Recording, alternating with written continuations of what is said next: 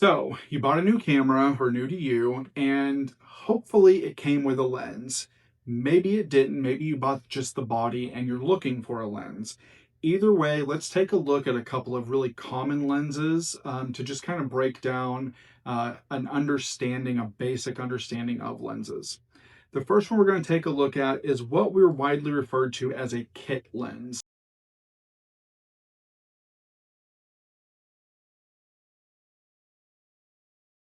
So this is a Canon SL2 and it came with a kit lens, and a kit lens for most introductory level cameras is very similar to this lens here. This is an 18 millimeter to 55 millimeter lens. And basically what that means is that it can shoot a wide angle. So think if you have a group of people, a group of 10, 15 people, and you want to get all of them in the shot, right? You want a wide angle. But it can also go into kind of a semi-telephoto mode at 55 millimeters. That means I'm zooming in. So now think about, out of those 10 or 15 people, you just want to capture like two of them together, right? So you're going to zoom in and get just those two people. So the kit lens has a lot of versatility because it can go wide to telephoto, and that's great. And it's relatively light. It's not going to be a super heavy lens. It's going to be all plastic construction. So it's also affordable to replace if something happens to it. Many lenses, kit lenses like this, have stabilization built into them. So it will kind of stabilize the lens a little bit so you can shoot a little bit slower shutter speeds. And also for video work, it really helps. So a kit lens is a good all-around lens, but it has a lot of restrictions. One of the issues with a kit lens is the aperture. Kit lenses usually, almost always, have what's called a variable aperture. So what that means is that at 18 millimeters on this lens, it will open up to f4.0. But if I zoom in to 55 millimeters, it will no longer be able to stay open to f4.0. It will close down one full stop to f5.6. So that means that if I'm wide angle shooting at f4, if I want to zoom in and get those two people instead of the whole group, I just lost a full stop of light. So if I don't change anything and I take that shot, that image is going to be underexposed by one stop. Let's take a look at how the zoom lens, the kit lens, works. We're going to take a shot at 18 millimeters. We've got some flowers here in front of us that I'm going to take a shot of, and then I'm going to zoom into 55 millimeters.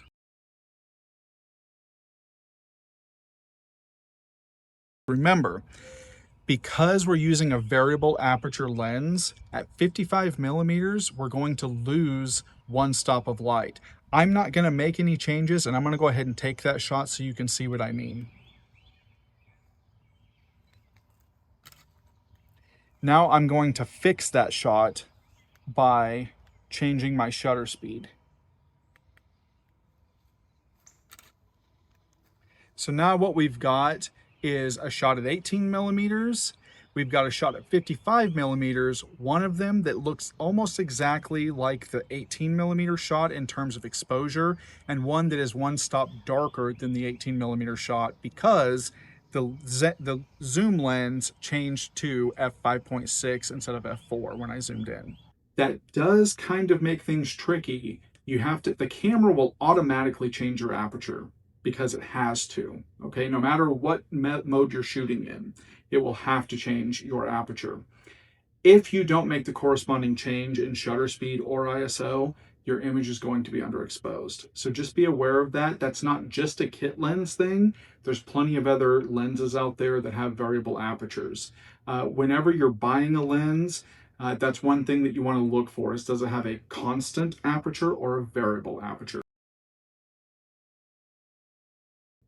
Another thing about a kit lens is the classification of what type of lens it is. Because it does zoom from 18 millimeters to 55 millimeters, it is considered a zoom lens. Very simply, just meaning that it zooms in and out, right?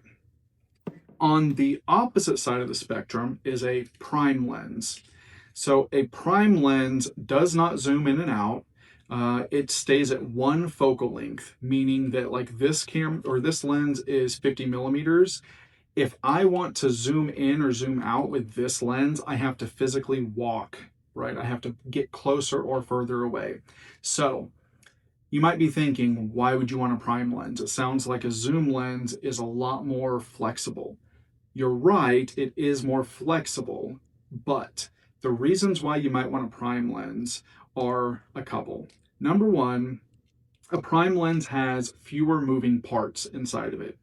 So you can see that with a zoom lens, it has to move in and out. Just think about all of the different pieces in there that make it move in and out. Those pieces do not exist in this lens. Therefore, automatically, it's a little bit less prone to malfunction. It's a little bit less prone to pulling dust or moisture inside the lens, which can ruin a lens over time. So they're just a little more reliable because of that. The big reason people buy prime lenses, though, is because they do not have variable apertures. They have constant apertures and they have very large constant apertures, or at least they're available to have large constant apertures. It doesn't mean all of them do. This lens, for instance, opens up to f1.8. As we talked about with the kit lens, the widest aperture it will open up to is f4.0. So, what does that mean? F1.8 will gather a lot more light, so you can shoot in low light situations. Think, like a reception at a wedding, where maybe there's just string lights and things like that. You would need a lens like this. The kit lens would have to bump the ISO through the roof to be able to get good shots in that type of a situation.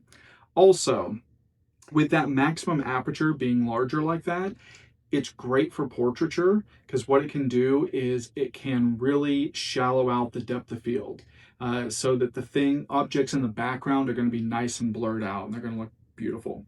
And finally, usually, not always, but usually prime lenses are a little bit lighter than their counterparts. In this case, you can see that they are much different, right? Much smaller on this side. Now, that is not always going to be the case. Some prime lenses are very large, but those are usually the ones for sports or the exceptionally high quality image quality type lenses that are just going to be much, much more prohibitively expensive. Which way you go is going to be your choice. It's a debate that's as old as time with photographers. Some people swear by prime lenses, some swear by zoom lenses. It doesn't really matter. It's whatever you want to use. Just understand the differences between them.